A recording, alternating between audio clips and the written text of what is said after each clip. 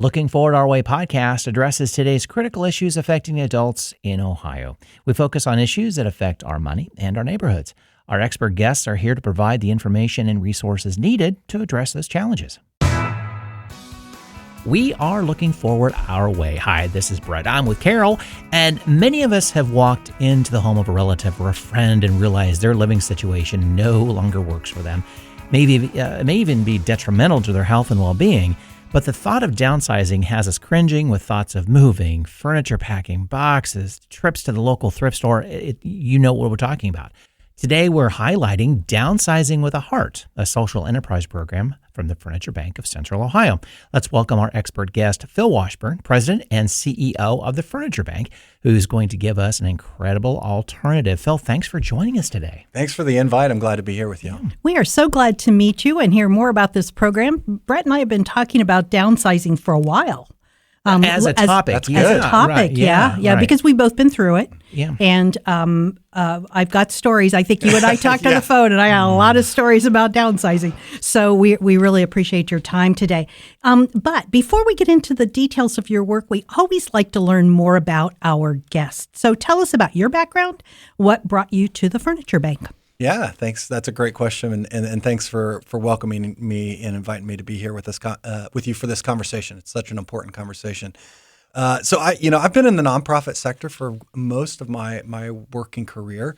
As I was studying in college to go to med school, actually. Med school. I love these stories of just like left turn. Yeah, exactly. I love it. And, I enjoyed helping people. That was why I wanted to go into medicine. And then I started volunteering and getting involved in nonprofit work. And I'm like, hey, this is fun. So let's take some time off. And, one thing leads to another. And, a number of different nonprofits later, I've been able to be blessed to run a great organization in the Furniture Bank and work with a great team to really do an important mission that oftentimes gets overlooked. Right. You bet.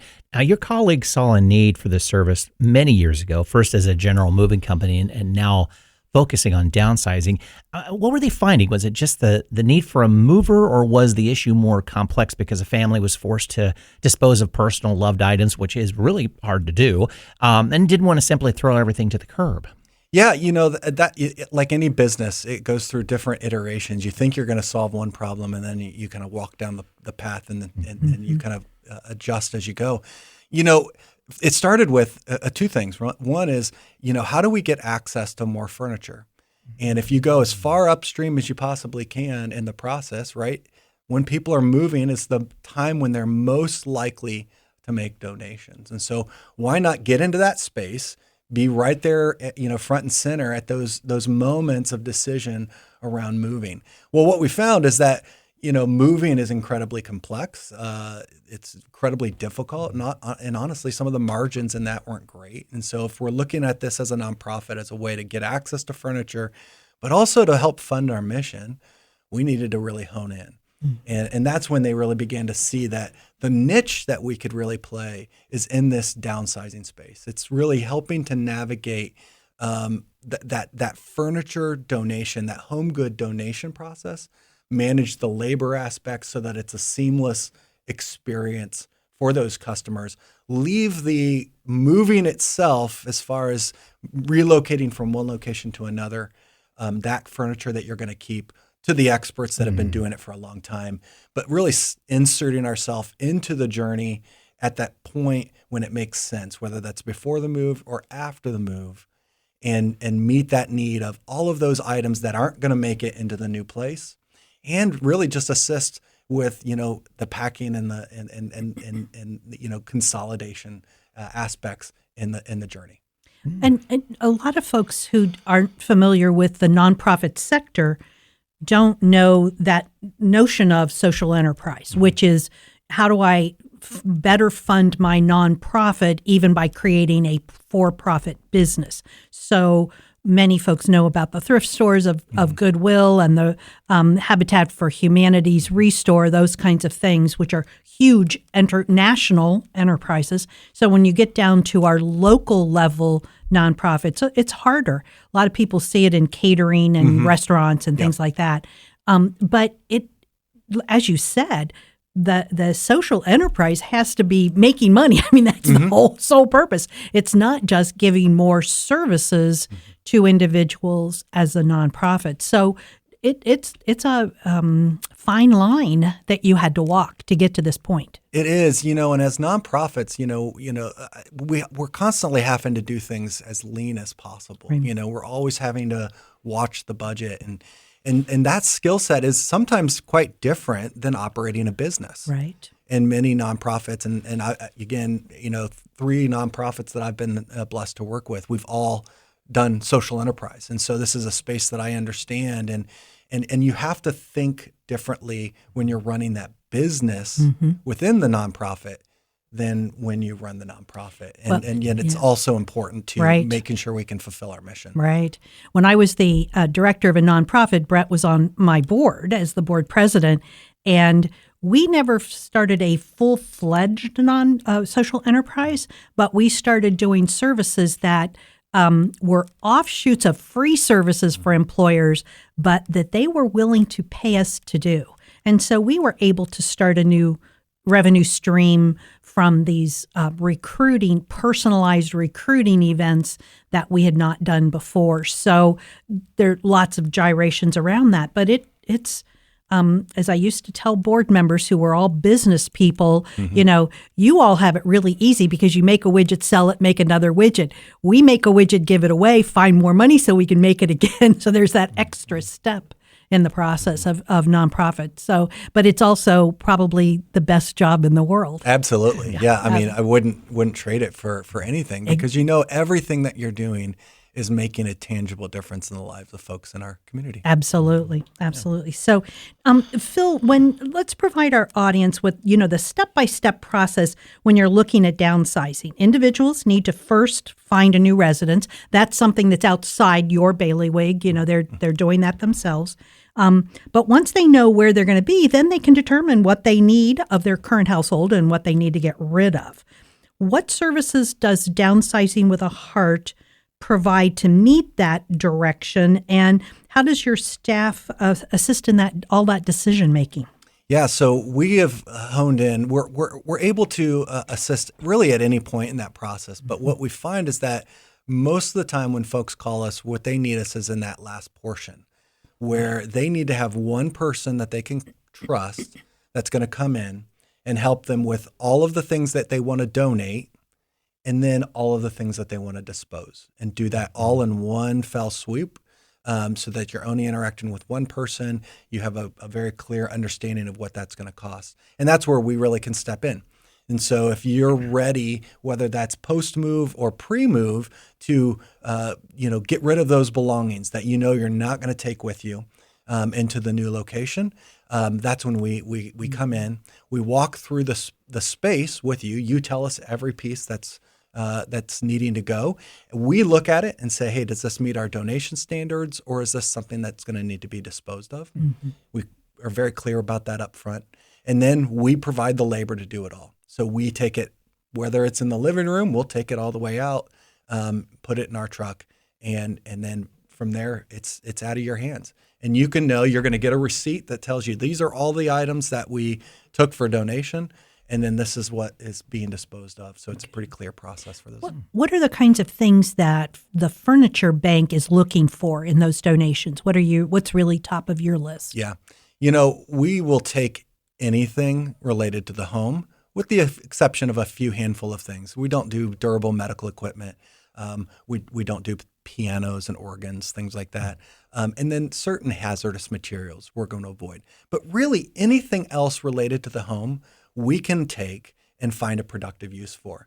And the things that we need the most of, and the things that we really appreciate in the downsizing side of things, are sofas, beds, and dressers. Those are the 3 key items that every family that we're serving through the furniture bank are looking to get.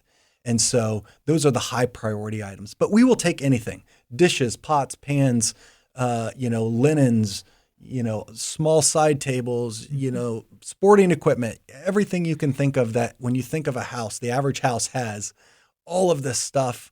We'll take it all. And if we can keep it in productive use, we will. And if it's really at the end of its usable life, then we will let you know that, and we'll help you with the disposal. Just a reminder to our audience that we're going to have resources with the Furniture Bank and other programs here in town available on our website when we post this podcast, because this is important information, and you may not need it today, but you might need it in a year. And so we want to make sure that you have all that information. And one of the things I think I want to add to that resource list with the Furniture Bank is, can people drop stuff off to you? Yeah. Okay. Absolutely. I just want to make sure. Yep. I didn't want to put that on the list and it's not true. Okay. Absolutely. Good. Okay. Yeah. So if somebody's interested in utilizing your services, do they just call, or is it an agency referral? And then is there a process for determining eligibility? Mm-hmm. Yeah, that's a great question. So Downsizing with a Heart, because we operate it as a social enterprise, we serve the entire community. Okay. Anybody is welcome to use that. And in fact, many of the folks who come our way are being referred to us by realtors. You know, those realtors, they work with us on a regular basis, sending folks our way as they're getting ready to help you sell your house. They're going to go through and make recommendations like, hey, we need to declutter so that the house looks, you know, a little bit more presentable. You might want to call, you know, Furniture Bank and Downsize with a Heart, have them come out and help, you know, with some of those items that you're not going to take with you. Get them out now. That way, pre-listing, you're ready to go. You know, Okay. it looks great. And so, you know, that's how we get a lot of the customers from the program is through those realtors. But anybody is welcome to give us a call. You can call us at the Furniture Bank, and our team there will ask you a few questions, and that'll help them to know whether you're just needing to make a regular donation that is actually free. You know, we do free donation pickup through our regular program. But if you're going to be doing a larger scale project, that's when it gets referred to the Downsize team, and they will take it from there. Okay. And it works with everybody. But then if somebody is a family in need of furniture, there is an eligibility. Is that correct? That is correct. Okay. Yeah. So all of the families that we serve, about 3,500 families that come through our door every year, Wow. they're coming to us through an agency relationship. And so we work with a network of about 75 to 100 agencies, faith communities, even some for-profit companies, that they make the referral to us. They pay us a small referral fee to help assist with that process, but it's then free to the client. Okay. And the clients really can have a myriad of backgrounds, you know, of why they end up at a place where they need furniture. You know, it could be, coming out of homelessness. It could be relocation due to trying to avoid domestic violence situation. The stories go on and on. It could be they lost everything in a flood, right? It's just families in our community who can't afford to go out and buy the furniture that they need to be successful as they're navigating one of these life crises. Well, we not only have incredible nonprofits serving our community, serving individuals who live here, but also our nonprofit network works really well together. So if you're working with one agency, they are going to get you around to the other agencies that you need, which is amazing. It is, and that's the great thing about the Columbus community. You know, we do work really well together. Collaboration is first and foremost right at the Absolutely. front of everybody's, minds. And what a great testament, when you look at how we can maximize efficiency and really make the experience the best it possibly can be for these families we're serving, because we're working in collaboration. So they're not having to go through this process where they're having to be asked all these invasive questions so that we can determine eligibility. That's already happening when they're working with these case managers. They're getting all of that information. So why would we duplicate that when it's already been done? Right. That case manager just calls us up and says, hey, it's time. They need their furniture. They give us the information that we need just to make sure that we're tracking our impact.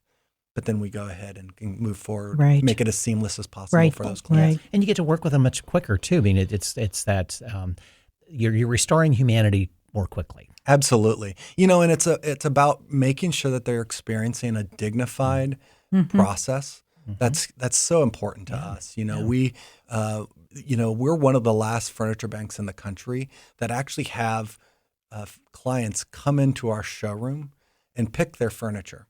Wow. And we do it because it provides them some say in what they're getting, right? They're not just being told, hey, you know, this is what you get. We're allowing them to have a vision for what they want their home to look like. And if there's a piece of furniture that really speaks to them, then, you know, they can have that. And so that dignity piece is super important to us. And it comes through in how we try to operate. Right. Now, so those other organizations that are, for lack of a better term, dictating what furniture moves out, is it just so furniture can rotate out, you know, to make space for new furniture? Is that the reason? Some of the reasoning behind that? No, it really is just to make sure that those clients have the best possible experience. Gotcha. You know, well, I mean, and other organizations that are saying that they have to, you know, that they're not allowed to come in and pick. Let's put it that way. Oh, yeah. So many of them, it really comes down to a logistics problem. Oh, gotcha. Okay. I was just curious because so- you would think the model you're talking about that you do Yes. makes sense. Yes. Other than, okay, maybe some furniture may not move very quickly because nobody wants it. I understand that, hey, we got to get this out of here so we can move other things in. But at the same time, it's going to move. No, Somebody's going to want it at some point. That's exactly it. And people are going to want it, but it comes down to logistics. Okay. For us, it's very challenging because, you know, from a client coming in the morning, they might pick 5 pieces of furniture. They might pick 20. And so then we have to adjust on the fly how we're going to get that furniture delivered to them that day. Okay. And so many agencies that are like us, they just look at it as that's too much things that are outside of our control in order to really maintain efficient, you know, logistics. And so they just kind of remove that variable. Okay. Yeah. And it makes sense if that's what they found the best way to work. That's, you know, okay. Interesting. Okay. There's a lot to this moving stuff. There is so much. Yeah. I know when I've moved, that's probably been the most painful part of the process is finding a mover. So there are times, and Brett and I have both gone through this where we had to clean out. You know, something happened with our parents or a relative, and suddenly you're going in, and it's usually very quickly. It's like a last minute decision, and there is so much to deal with. But you also have a lot of folks who are calling saying, you know, my mom just passed away, but I live in California and I can't get there, and I need to get her stuff moved because I don't want to have to pay another month's rent or whatever it could be. So let's talk about what that looks like, and what are the levels of services and estimation of time and costs that Downsize with a Heart can do. Yeah, that's a great question. You know, and so our basic service, oftentimes people, by the time they call us, they know exactly what they're wanting to get rid of, and they can tell us, hey, I have 15 pieces of furniture and 10 boxes worth of, you know, of house goods. And that's very straightforward to us. It's a simple hourly rate. We usually can get that done in an hour to an hour and a half. We let them know kind of an expected time, but we charge what it actually takes. And then, you know, it's very straightforward.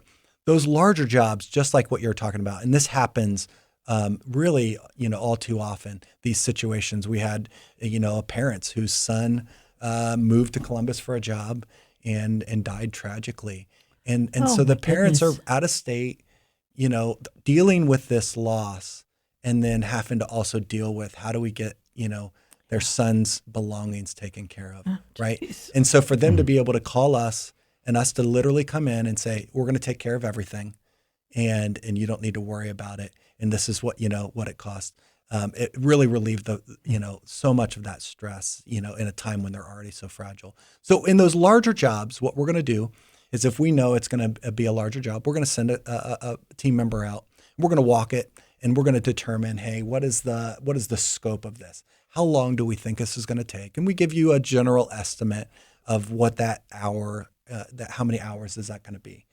For a full house, it could be a couple of days, you know, as much as a couple of days for us to do, especially if we're having to box up lots and lots of goods. What we'll do at that time too is we'll try to estimate what percentage of that is going to be disposal and how much of it is going to be donation. So you have that kind of clarity up front.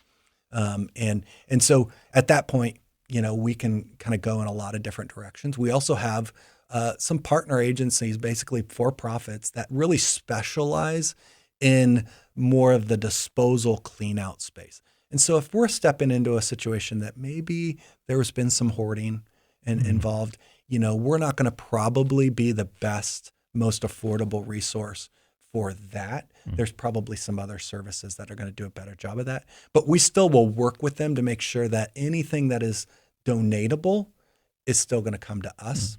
And we'll take our portion of that and then, leave the disposal piece to that partner. But if it's a fairly normal job where it's just a matter of boxing up the kitchen, bagging up the clothes, things like that, we can give a pretty good estimate of what that's going to take. And that way the customer knows, hey, this is how much it's going to take. This is how quickly we can get on it. And oftentimes we're scheduling 2 to 3 days out. So we can get on it very, very quickly. And that's really helpful. We see a lot of folks who are in assisted living situations. And in those places, you have a very, very short window to get the belongings out when somebody passes away.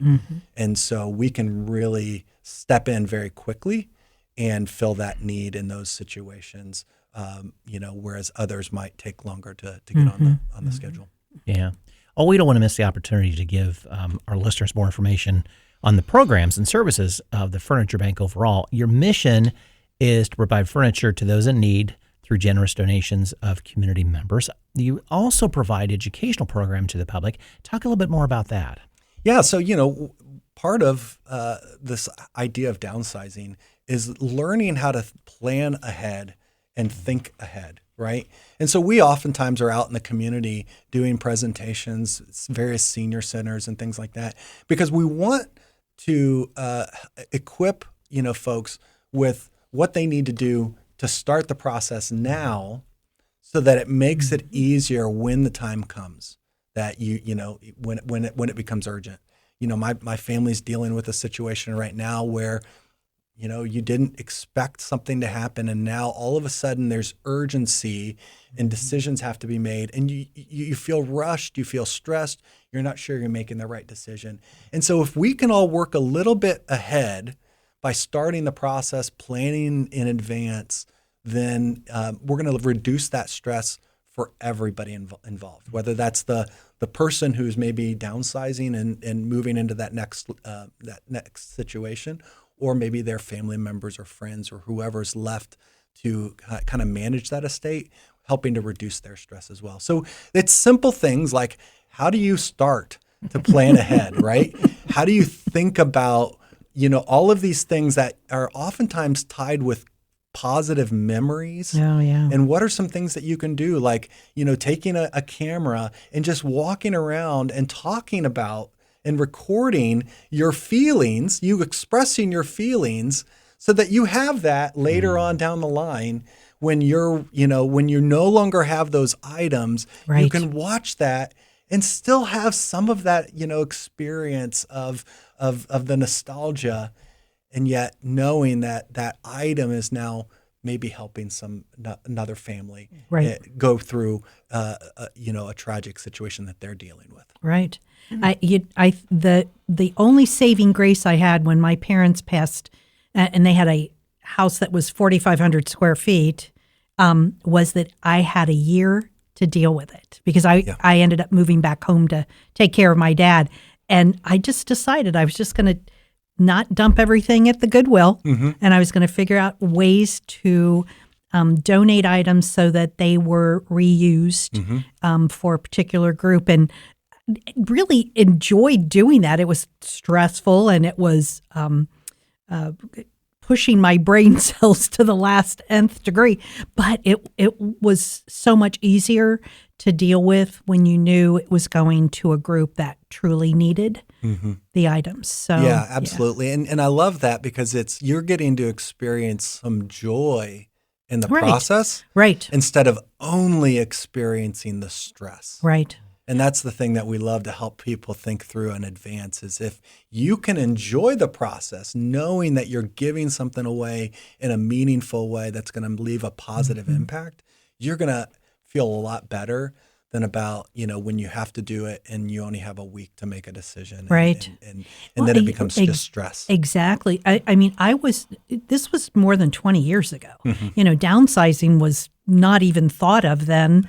And Or did it have the term? Right, No. right. It's called cleaning out, getting rid of mom and dad's junk. Yeah, it was like throwing it away. Or as my mom said, too, it's like, I'll just leave it for the next person to worry about. And my sister and I joke about that all the time, saying, yeah, we're the next person. Thanks, Mom. Yeah. You know, after she passed. Yeah, exactly. But yeah, because my dad had a metalworking workshop and a woodworking workshop. I mean, I had tools coming out the wazoo.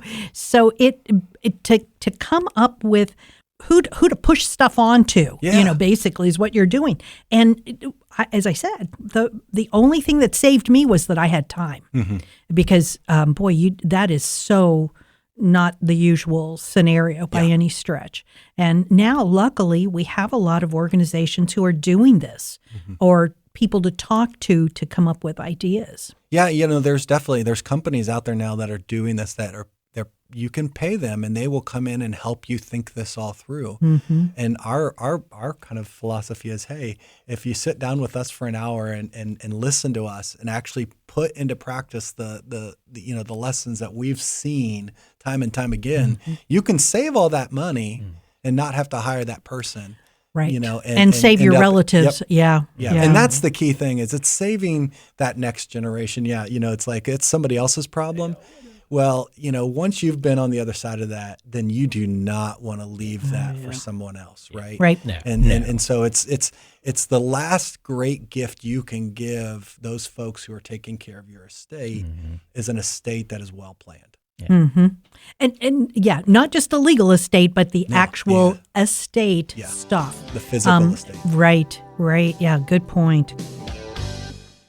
Phil, as you and I were talking, preparing for this episode, one program we discussed that's really unique, and it's the Furniture Bank Wood Shop program. So you have a team of woodworkers who actually build furniture for families that are moving into housing. Your website shows that this team has built 15,000 dressers.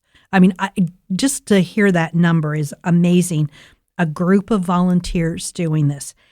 Let's give a shout out to those volunteers, but tell us more about what they've accomplished and how this is not just paying it forward, but in actuality, it's a value for them personally. Yeah, that's a great highlight. We love our woodshop program, and it started because a group of retirees were, looking for a way to give back. And so there's a great woodworking club here called the Woodworkers of Central Ohio. And they approached us 12, 13 years ago and said, hey, we love woodworking. We have these skills. We have time on our hands. You need furniture. What can we do? And so they, of their time and of their genius, put together this whole program where it is a manufacturing environment. The jigs that they have developed and built themselves are just amazing. They have designed these furniture models that can be assembled quickly, efficiently, using raw material that actually gets donated to us from Solder Woodworking up in Northwest Ohio. Wow.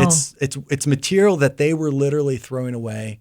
We're keeping it out of the landfill. Our volunteers have been creative enough to create these furniture models that can use that material, and then it all goes into the homes of the families that we serve. So the website hasn't been updated in a while. I just saw this morning we're over 19,000 dressers that our volunteers have built, and it's nearly 60,000 pieces of furniture in total that has been manufactured by volunteers. It starts with a great core group of woodworkers who come in every week, and they're doing some of the harder stuff. They're taking the raw material, they're using the dangerous table saws, and they're breaking it down into usable pieces. But then we work with lots of community partners. Companies will bring out, teams will come out with, and have a work day and team building day. Civic associations, churches, things like that. They'll come out and volunteer, and they'll take some of those raw pieces. And we have such a great system that you don't have to know anything about furniture building. We'll train you in about 10 minutes. And for the next couple of hours, you're going to build furniture. And at the end, you're going to see this pile of furniture that you can feel good about because you know it is literally going to help a family in the community. Right. But you were kind of talking about this isn't just about the furniture. For many of our woodworkers that are coming in, this is an essential part of their week. They love, it gives them purpose. Right. It gives them a reason for. It's not just a hobby. It is not just a hobby. Right. It is a central part of their week. Many times they're going to go out to lunch afterwards and hang out and spend time together. They'll drink their coffee together and chat for 5 or 10 minutes before they get going. But when they get going, you better stay out of their way because they're focused. Yeah. But it is a great thing to see. We have and what I love about it is the ages. It's we have folks who were blessed enough to be able to retire early. They got a lot of life left, and so they don't want to waste that away, and so they're giving back. I have a volunteer who's about to turn 94. He still comes in every week and helps to repair furniture that's been broken, and that takes a whole nother skill set. And for him, it's what he lives for. It's what he looks forward to. It's that time hanging out with some of the other volunteers. It's that time of being able to kind of give back in a way that he really still understands that he has value and purpose, even at this stage of his life. Right.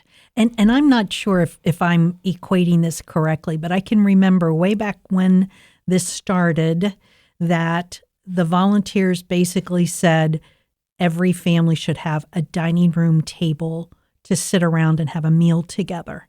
And they had started by making tables. I don't know the exact start, what the first piece was. I would. It sounds like it probably was tables. Yeah. Dressers are another big part of that. But yeah, what they make now is they make dressers, they make kitchen tables, coffee tables, side tables, and then twin and full size bed frames, and those are all things that we don't get enough donated. The demand is higher because all of those things are typically things people can hold on to longer, right? When you go through a couch, it's pretty clear when it's reaching the end of its usable life and you're ready to move on from it.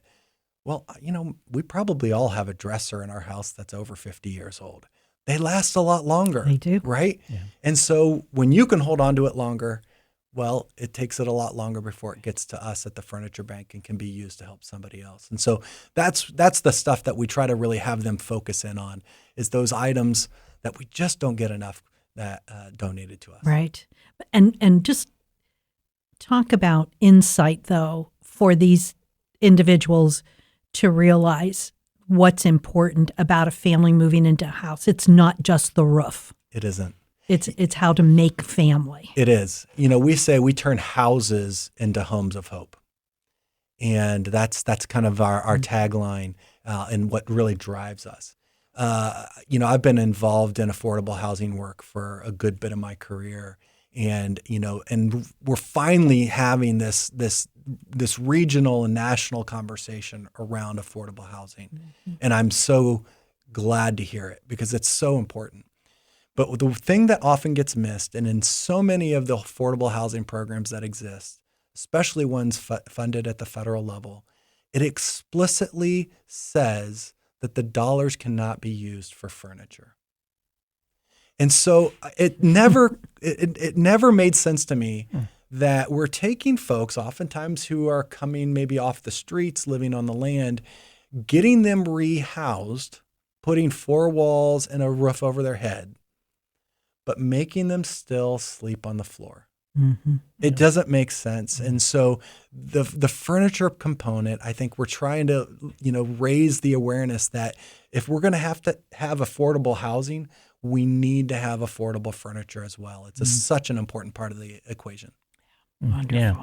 So are there any new programs or services on the horizon for the Furniture Bank? We're just going to keep doing what we do, and we're excited about that. We just launched our second satellite location in Newark. We have a satellite location in Lancaster as well that we help serve families out of, and we also have thrift stores in both of those locations. So we're very excited that happened in July of 25. So we're focusing there.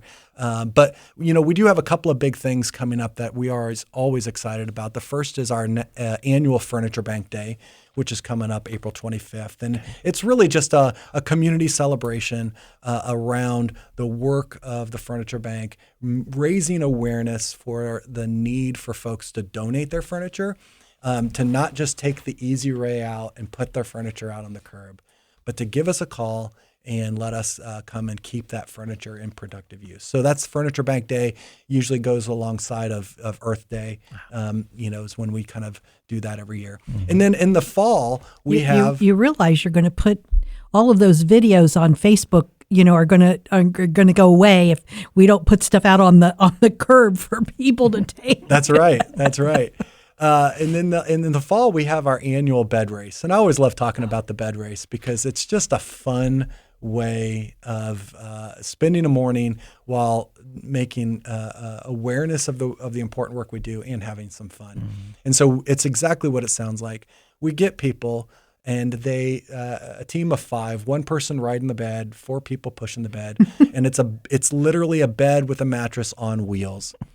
And we have them run down Town Street right in the middle of Franklinton on a Saturday morning, racing head-to-head against other folks in the community who are looking to have a good time. And it is a blast. I encourage people to always check it out. This year it's going to be October 3rd. And we're right there at Land Grant Brewing Company in Franklinton. It's in our neighborhood where we have our facility, and we love supporting the neighborhood, supporting the community. But it's just a fun way for folks, and you don't even have to run. You can come out and just watch, and folks dress up. They get in costumes. They decorate their bed. The things that you see. It just never blows. It never ceases to blow my mind how creative folks are. But again, it's all done for a good cause. So I would say check those 2 things out. It's a great way to help support the work of the Furniture Bank while having some fun in the community. Great. Well, we definitely have to try to do something. Make sure everybody remembers those dates too. So wonderful. We always get to the end of our conversation too quickly. As far as I'm concerned, we could sit here and talk about nonprofits forever. We ask our expert guests for their last words of wisdom to the audience. Well, I think I've already said it, but I'll reiterate it. The more you can do to start ahead, to think ahead when it comes to downsizing, the better it is for everybody involved. So even though we know it's an overwhelming experience, just start taking a step, and each step leads to the next step, to the next step, to the next step, and in the end, everybody involved is going to benefit from that first step. And Don't be afraid. Don't be afraid. Yeah. Take that first step. Yeah. Wonderful. Thank you. Yeah. Well, many thanks to our expert guest, Phil Washburn, President and CEO of the Furniture Bank of Central Ohio, for joining us today. Listeners, thank you for joining us as well, too. You're going to find contact information and resources we discussed in the podcast in the show notes and on our website at lookingforwardourway.com. And we are looking forward to hearing your feedback on this or any of our other podcast episodes. The views and opinions expressed by the experts interviewed on this podcast are their own and don't necessarily reflect the views of the podcast hosts or any affiliated organizations. The information provided in these interviews is for general informational purposes only and should not be considered as professional advice. Listeners are encouraged to consult with qualified professionals for specific advice or information related to their individual circumstances. The podcast host and producers don't endorse or guarantee the accuracy, completeness, or reliability of any information provided by the experts interviewed. Listener discretion is advised.